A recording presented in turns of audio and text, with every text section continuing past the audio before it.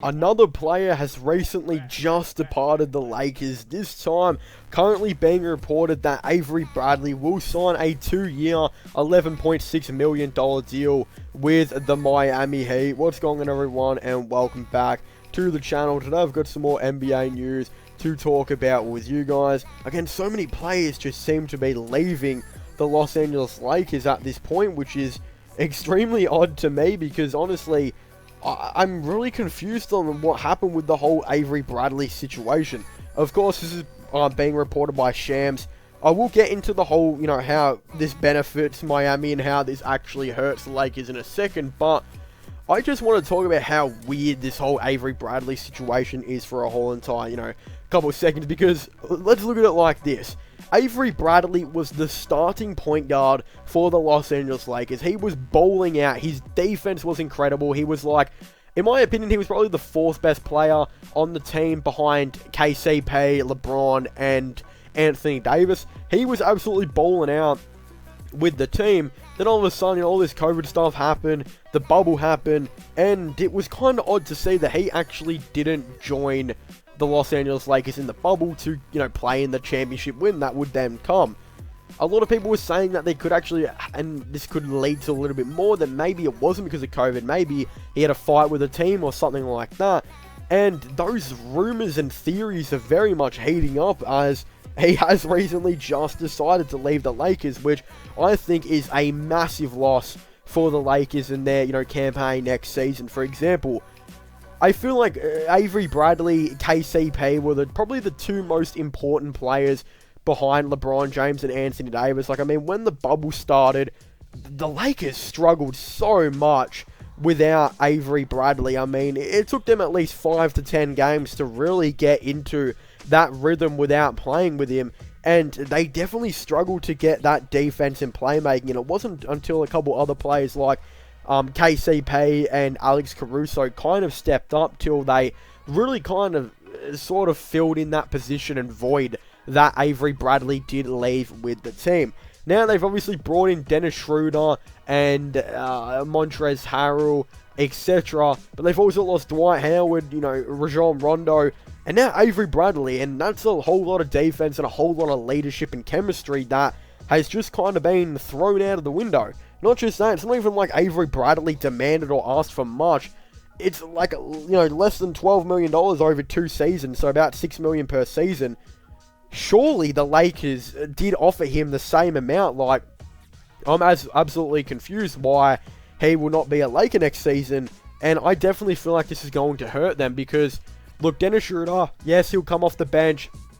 I feel like KCP will, of course, be the starting shooting guard throughout the season. KCP is probably one of my favourite Lakers, if not my favourite Laker, behind LeBron. He is so underrated, and I'm so glad he got paid. Of course, it was confirmed he recently re-signed on quite a bit of money with the Lakers. I believe it was like $15 million or something per season. I could be wrong, but I know it was quite a bit. I don't necessarily know who's going to be the starting point guard for the Lakers now, because of course, on offense, LeBron will play point guard, but on defense, he always guards the small forward position. So I'm not exactly too sure who that new starting point guard is going to be for the team. It could be Caruso. I'm pretty sure they won't start Schroeder. I feel like every team loves to have Schroeder just come off the bench and bring that scoring spice. So I feel like that will probably remain the same on the Lakers. But of course, that's just a very weird situation for me.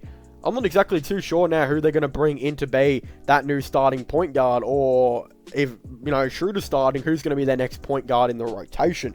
I definitely feel like I need to bring in some playmaking to help out with LeBron James.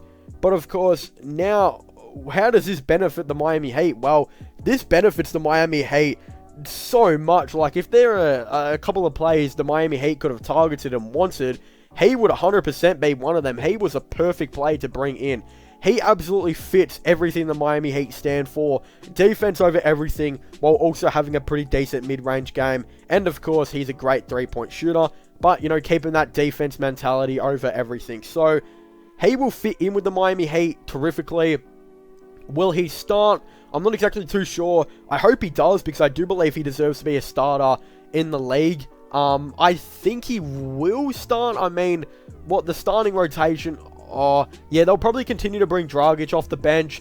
who even knows what's happening with Kendrick Nunn? You know, in fact, yeah, Bradley's definitely going to start over Kendrick Nunn. I wouldn't be surprised if they traded Kendrick Nunn, and I kind of feel bad for him. He didn't get much playing time in the playoffs, and they've kind of just thrown him to the side, really. So, a very weird thing going on right there with Kendrick Nunn, but I'm sure they can get some value out of him from some team that's looking for some scoring and some young depth. For example, the Oklahoma City Thunder, who are in need of players and have bulk picks. Like, I mean, they've got like 20 first-round picks at this point. But yeah, the starting five for the Heat is starting to look really awesome. Like, I have a feeling it'll be Bradley at point guard. It'll be the exact same starting five that they had last season, where, except for, obviously, Kendrick Nunn, I would believe. So, last season was Kendrick Nunn, Butler, Robinson, Adebayo, and then I believe Leonard started at center. Yeah, that's how it was until they got, you know, Jay Crowder. Jay Crowder's obviously gone on the Suns, so it will be that starting five, but except Bradley will now be the point guard of the team, which I think makes a lot of sense for them. And then, obviously, Goran Dragic will come off the bench. And then, yeah, I'm not exactly too sure how it's going to go from there. But, of course, Montrezl Harrell, he's gone to the Lakers. He's not coming to the Heat anytime soon, who they were rumored to get him. But, of course, you know, Avery Bradley, what a player to bring in for the Miami Heat. This is one of the most perfect players. I could definitely see them putting them into the next contention spot, because they kind of had the whole season with Kendrick Nunn on that point guard, and pretty much Avery Bradley can do everything that Kendrick Nunn can, but except with defense. So imagine how much better that's going to be. Not just saying he's a way better leader, he's way more experienced, and just a way better defender. It's going to be a huge difference. Now, again, they'll have that starting five, while off the bench, yes, they've lost Derrick Jones Jr., etc., which might be bad for them. But they'll still have Goran Dragic as their sixth man. They'll still have other players like Tyler Hero as their seventh man.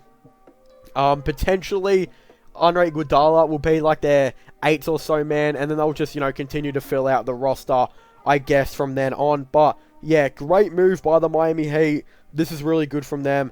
Avery Bradley, what a player to potentially sign. If you guys are a Heat fan, I expect you guys are pretty excited, because, yeah, what a great and terrific player to sign. But if you're a Lakers fan, you should be very disappointed in how kind of this has happened, because why? Look, Dennis Schroeder's a cool player and all, but Avery Bradley was a top 5 player for the Lakers all season. Very important, and to not have him next season, I feel like could definitely do a lot of damage that a lot of people aren't really kind of expecting for. And he'll be a player that they'll desperately miss, especially for that regular season. But of course, I'd definitely really like to hear all of your thoughts and opinions on this down below. Do you guys think there's something happened with the Los Angeles Lakers and Avery Bradley, and that's why he didn't re-sign? Do you guys think it was a good signing by the Miami Heat, or do you guys think it was a bad signing? Again, I'd definitely really like to know all of your thoughts and opinions on this down below. But of course, don't forget to subscribe to the channel for the latest NBA content and NBA news. And of course, don't forget to subscribe to my gaming channel and my IRL/long channels. And don't forget to check out my podcast as well if you haven't already. Links for them will all be in the description down below. But as I said, I'd like to thank you guys so much for watching this video. Make sure to leave a like, subscribe, and comment. And I'll see you guys next time. Goodbye.